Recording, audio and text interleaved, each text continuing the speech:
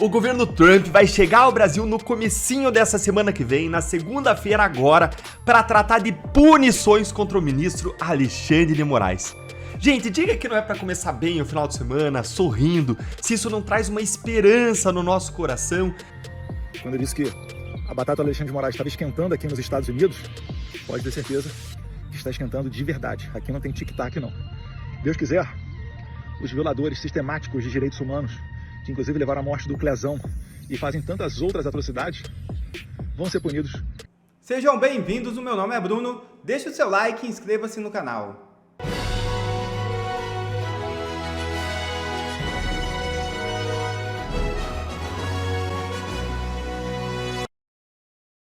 Moraes e Barroso vão presos, afirma senador. O líder do PL no Senado, Carlos Portinho, afirmou que se não houver uma anistia ampla, geral e irrestrita pelos atos de 8 de janeiro de 2023, os ministros Alexandre de Moraes e Luiz Roberto Barroso do STF vão presos, sob acusações de abuso de autoridade no julgamento de pessoas envolvidas nos ataques à sede dos três poderes. Para Portinho, o projeto de anistia para o qual o PL busca aprovar o regime de urgência na Câmara englobaria o Supremo. Abre aspas. A direita vai voltar ao poder em 2027. Se não tiver anistia, vai ter CPI do abuso de autoridade, CPI da lava-toga e impeachment de ministros, um a um. Fecha aspas. Disse o senador em jantar da Frente Parlamentar pelo Livre Mercado. Estarão em disputa nas eleições de 2026 2/3 das 81 cadeiras no Senado. Uma das prioridades do ex-presidente Jair Bolsonaro é formar uma maioria de direita na casa, por onde tramitam pedidos de impeachment de ministros do STF. A batata de Alexandre de Moraes está assando. Enviado de Trump chega ao Brasil na segunda-feira para discutir sanções a Moraes. O homem do governo de Donald Trump, que está à frente do chamado Gabinete de Coordenação de Sanções, David Gamble, desembarca na segunda-feira no Brasil. Ele terá encontros com o senador Flávio Bolsonaro e com o ex-presidente Jair Bolsonaro. A informação é do jornalista Paulo Capelli, do site Metrópolis. A visita de David Gamble é um trabalho do deputado federal Eduardo Bolsonaro, que se licenciou de suas funções na Câmara para permanecer nos Estados Unidos. A Casa Branca estuda aplicar sanções não apenas a Alexandre de Moraes, mas também a outras autoridades brasileiras, como juízes auxiliares do ministro e o Procurador-Geral da República Paulo Gonet. Além das punições, também estarão na pauta questões voltadas à segurança pública. É urgente e essa notícia vai fazer você começar o seu sábado com um sorriso no rosto. O governo Trump vai chegar ao Brasil no comecinho dessa semana que vem, na segunda-feira agora, para tratar de punições contra o ministro Alexandre de Moraes. Gente, diga que não é para começar bem o final de semana, sorrindo, se isso não traz uma esperança no nosso coração, então compartilha aí, dá o seu like para que mais gente sinta o mesmo sentimento. Mas olha, não é só o Moraes que tá na mira não, fica melhor ainda essa notícia. As sanções, as punições, elas podem englobar ainda outros ministros do STF, a PGR, agentes e delegados da Polícia Federal e todos aqueles que colaboraram para o regime de censura no Brasil. Isso aqui é uma notícia bombástica. Olha o que saiu na coluna do Paulo Capelli no portal Metrópolis. Olha aí, o governo Trump chega ao Brasil para tratar de sanções e punições contra o ministro Alexandre de Moraes. Integrante do governo Trump à frente da área de sanções internacionais, o David Gamble, ele virá ao Brasil discutir punições ao ministro Alexandre de Moraes. O desembarque do norte-americano, coordenador de sanções do Departamento de Estado dos Estados Unidos, está previsto para a próxima segunda-feira, agora, dia 5 de maio. A visita de membros do governo Trump a solo brasileiro foi costurada por quem? Por Eduardo Bolsonaro, que hoje está morando lá no exterior dos Estados Unidos, trabalhando por isso.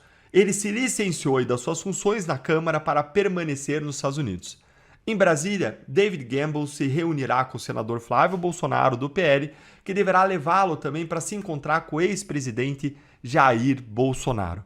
Gente, a cobra vai fumar.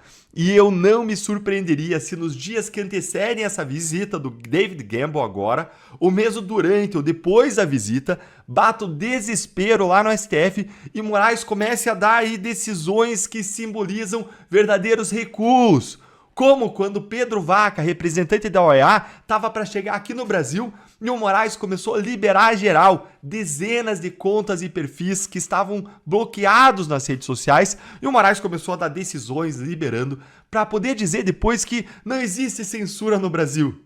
Balela! E eu já não duvido que o Moraes comece a fazer isso de novo para tentar passar para os americanos uma imagem do Brasil e do STF que não é verdadeira. Mas eu desconfio que esse tipo de truque barato não vai funcionar nem um pouquinho dessa vez.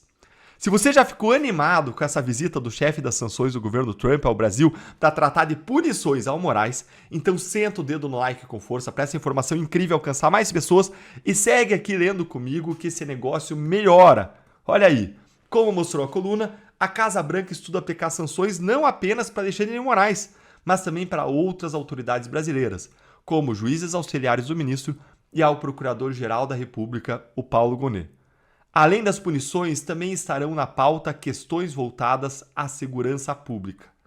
David Gamble está à frente do chamado Office of Sanctions Coordination e ele lidera estratégias para os Estados Unidos no âmbito de questões diplomáticas. Ele é servidor de carreira do Senior Foreign Service. Donald Trump avalia que Alexandre de Moraes promove censura ao ordenar o bloqueio de perfis e redes sociais, certíssimo, e persegue opositores políticos no campo conservador. Olha, se você ainda tem alguma dúvida de que existe perseguição contra a direita no Brasil, tem uma aula na minha capa do YouTube, uma aula magna, de coisa aí de 40, 50 minutos, em que você vai ver 10 frentes de perseguição, de ataque à direita. Assiste essa aula e me diz depois se você não vai estar absolutamente convencido de que existe uma perseguição avassaladora à direita no Brasil, que é realizada por diferentes instrumentos em diferentes frentes.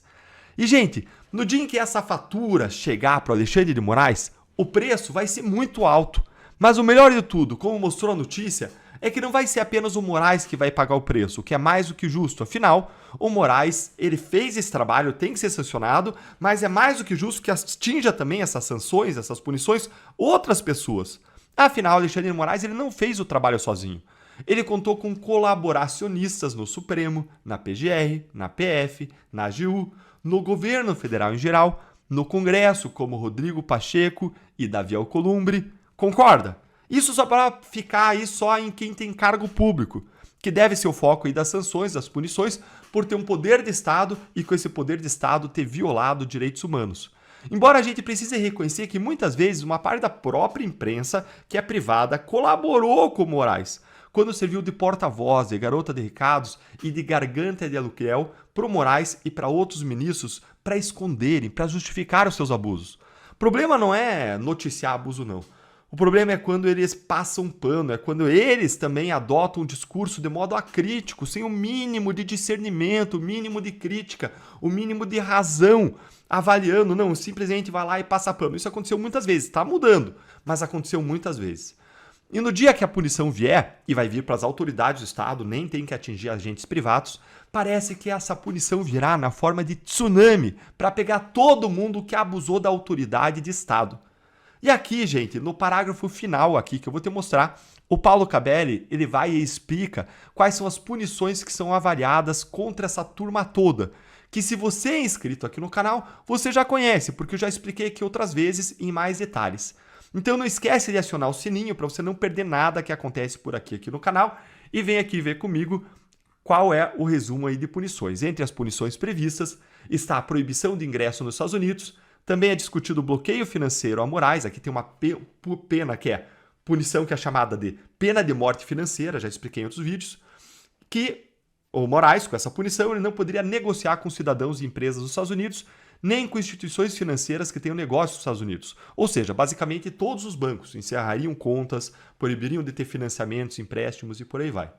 Por ora, não são discutidas sanções ao governo Lula. Ah, né? Que pena. Tinha que ser discutida a sanção também para todos os abusos e censuras que vêm sendo praticados pelo governo Lula. Lembra do caso da enchente? Lembra da AGU instaurando um monte aí de investigação, demandando pessoas por conta de discursos legítimos, dizendo que era desinformação, fake news, quando não era nada. Lembra deles reagindo ao vídeo do Nicolas sobre o Pix, um vídeo perfeitamente legítimo, e que eles queriam sancionar, punir, ficam instaurando inquérito contra pessoas que têm imunidade parlamentar e por aí vai. Então uma hora tem que chegar também quem abusa do seu poder que está no governo, mas pelo jeito não vai ser agora, nesse momento. E a gente precisa finalizar essa história valorizando quem está lá nos Estados Unidos, trabalhando para que isso aconteça, para que essa justiça venha. Vamos ver o que ele disse sobre isso num vídeo rapidinho, de 1 minuto, com vocês, Eduardo Bolsonaro. Olha aí. Meus amigos, acabei de ter uma notícia aqui que vou passar para vocês em primeira mão, tá? Essa semana agora vai estar em Brasília o coordenador para fins de sanções do State Department, que é o equivalente ao Ministério das Relações Exteriores no Brasil. Quando eu disse que a batata do Alexandre de Moraes estava esquentando aqui nos Estados Unidos, pode ter certeza que está esquentando de verdade. Aqui não tem tic-tac, não. Deus quiser, os violadores sistemáticos de direitos humanos, que inclusive levaram à morte do Clezão e fazem tantas outras atrocidades, vão ser punidos. E os Estados Unidos, Deus queira, vai retornar a ser o país que exporta democracia e liberdade, e não como o governo anterior, que exportava censura, ainda mais sob o título de combate à desinformação. Que Deus abençoe essa missão e que o Ocidente volte a ser um local onde se preservam as liberdades, onde você realmente tenha, né, os valores democráticos no coração e não sejam repúblicas de banana se curvando às novas táticas socialistas e de esquerda, que incluem, inclusive, a lawfare dentro dos tribunais. Deus abençoe o Brasil, Deus abençoe a América. Isso aí, Eduardo, siga firme aí na sua missão, sensacional, parabéns pelo seu trabalho, pelos resultados que está alcançando. E agora eu quero perguntar para você, o que você achou dessa notícia bombástica? Você acha que as sanções contra o Moraes agora são uma mera questão de tempo? Pelo jeito, gente, estão aí mais próximas do que nunca de acontecer. Diz aí nos comentários quanto tempo você acha que vai demorar para virem essas punições. Surto total. O ministro Flávio Dino, mais conhecido como ministro da lacração lá no Supremo Tribunal Federal, ele surtou. Ele perdeu a noção do ridículo e ele deu um chilique supremo para cima do Sóstenes Cavalcante, que é líder do PL na Câmara, a ponto de ameaçar o Sóstenes de prisão. Gente, olha isso aqui. Eu já vi o ministro Flávio Dino perder o senso do ridículo algumas vezes, como, por exemplo, quando ele disse lá na Câmara que ele era parte dos Vingadores. Mas acho que isso aqui é ainda pior. Olha aí, emendas. Flávio Dino nega pedido de Sóstenes e quer resposta do Congresso. Hã? Oi? Nega pedido do Sóstenes? Por acaso o Sóstenes pediu alguma coisa pro Dino? Segue aqui comigo que você já vai entender esse surto do Dino e essa história aqui direitinho. O ministro Flávio Dino do STF negou um pedido do deputado federal Sóstenes Cavalcante, líder da bancada do Partido Liberal na Câmara, para não se manifestar sobre declarações que ele, Sóstenes, deu para a imprensa. O que o Sóstenes tinha dito para a imprensa? Segue aqui, ó. Sóstenes tinha afirmado para a imprensa que ele poderia romper um acordo com o presidente da Câmara, Hugo Mota, que objetivava evitar a volta do chamado orçamento secreto e poderia dividir as emendas parlamentares na casa. Olha, não é bem isso que o Sóstenes disse, não. O que o Sóstenes disse foi que ele poderia sim romper o acordo com o Hugo Mota de distribuição das emendas para deputados específicos e ficar com as emendas todas distribuídas pelo PL para deputados específicos da escolha do PL que apoiasse a anistia. Não quer dizer orçamento secreto, podia ser tudo declarado, quem é o deputado, para onde vai o recurso. Então, isso aí não é real. E outra coisa, não, Metrópolis, o Dino não negou pedido nenhum do Sóstenes, porque o Sóstenes, ele não pediu nada ao Dino. Ele simplesmente comunicou ao Dino que ele não responderia à intimação do Supremo, do ministro, porque ele, o Sóstenes, tem imunidade parlamentar, simples assim. Mas eu aqui estou me adiantando. Vamos continuar a leitura para você entender melhor o que aconteceu, como que começou essa história, e eu tenho vídeo aqui do canal sobre isso. Então vamos aqui com um breve resumo aqui do jornal em um parágrafo para depois a gente seguir. O Sóstenes ele tinha falado aos jornalistas que, caso o presidente da Câmara, Hugo Mota, não leve ao plenário o requerimento de urgência do projeto que dá anistia aos réus dos ataques antidemocráticos do 8 de janeiro, a bancada do PL vai reagir com o rompimento do acordo sobre as emendas. Esse aqui é o resumo da história. E aí, depois do pedido do Dino, que foi um pedido que o Dino deu no domingo a decisão, sem ninguém provocar o Dino, espontaneamente, o Dino foi lá e deu uma solapada, pedindo para o Sóstenes explicar suas declarações, o Sóstenes alegou que não precisava se explicar, porque ele está amparado pelo artigo 53 da Constituição Federal, que garante imunidade de opiniões, de palavras e de votos a congressistas. Certo, Sócines? O jornal O Globo, ele registrou aqui, uma resposta que foi a resposta matadora do Sócines para o Dino. Olha que lapada elegante, olha o que o Sócines disse para o Dino. Amparado no disposto no artigo 53 da Constituição Federal, que prevê a imunidade parlamentar, eu consigo, no registro, que eu fico eximido de apresentar qualquer explicação sobre o conteúdo da referida entrevista concedida exclusivamente no âmbito do exercício do mandato parlamentar, afirmou Sócines em documento enviado ao ministro do STF.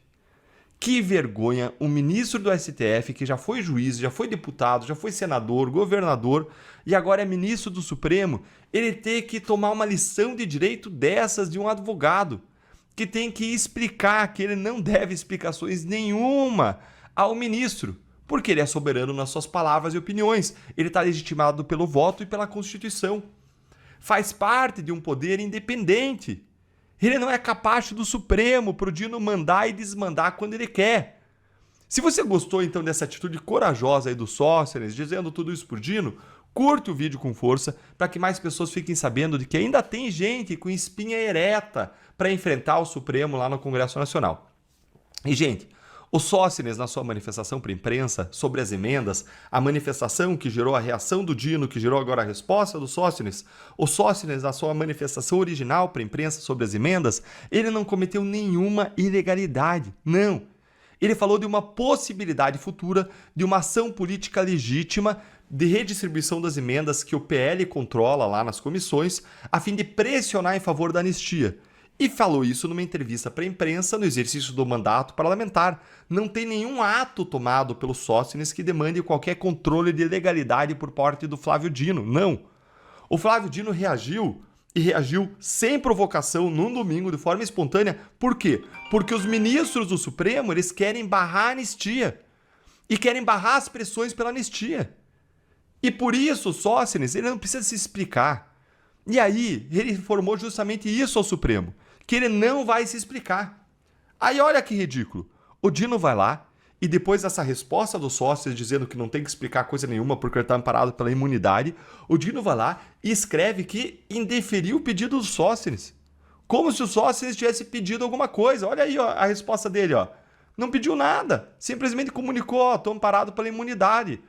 Vai procurar a tua turma. Não devo nada a você. Isso que o Sócines disse. Ele não pediu nada, nada. Aí, olha a ameaça que o Flávio Dino emendou, que já envolve a possibilidade de prisão, ao dizer que o Sócines não está protegido pela imunidade parlamentar porque ele pode ter cometido crimes. Gente, isso aqui é surreal, surreal. Para Dino, o artigo da Constituição citado não pode ser usado nesse caso. Lembrando que já foi deputado e senador, o ministro declarou compreender os contornos das relevantes imunidades parlamentares materiais que não se estendem a possíveis crimes contra o patrimônio público. É sério, Dino. Não tem nada a ver uma coisa com a outra, não tem nenhum indício de crime contra o patrimônio público. Era uma declaração dos sócios sobre um reequacionamento das emendas, o que é legítimo. Eu não disse como queria fazer, eu não disse para quem se ia ter ou não transparência. Se ele fizer com transparência, não tem nada de errado. E é o que ele deve fazer, o que imagino que ele fará. Então, o Dino está fazendo aí é um overreaction. O Dino está indo e está dando uma reação aí totalmente descabida. Olha aí a reação na tela. Não lembro se eu botei para vocês na tela. Mas essa aí é a reação do Dino. Então, o Sócines simplesmente não fez nada. Ele só falou. Não teve nenhuma ação. É ridícula essa ação do Dino, ameaçando aí o Sócines com prisão. E aí veio o Enio Viterbo e ele fez um comentário no X perfeito sobre isso aqui. Ele fez um comentário mais longo e aí o final que eu quero destacar para você na minha curadoria aqui para poupar o teu tempo, trazer o que é realmente importante para você entender as questões mais relevantes. Olha o que o Enio comentou aqui que é muito interessante. Ele disse, olha, quero apenas destacar uma coisa. O Sócines não fez pedido. O Sócines não pediu a incidência do artigo 53 da Constituição, que prevê a imunidade material. Não. O Sócines, ele comunicou que ele não vai se explicar. O Sócines afirmou que ele não vai se explicar. Em tese, não tem nem o que o Dino indeferir. Vamos aguardar agora os próximos movimentos aí do deputado. Gente, o Sóstenes foi corajoso, ele não abaixou a cabeça para o Flávio Dino, porque ele tem imunidade parlamentar e ele vai defender isso até o fim, mesmo com o STF relativizando a imunidade parlamentar o tempo inteiro. Mas eu e você, nós somos pessoas comuns. Nós não temos esse poder, não temos essa imunidade. Nós estamos ainda mais desprotegidos do que o Sóstenes diante dos abusos do Supremo.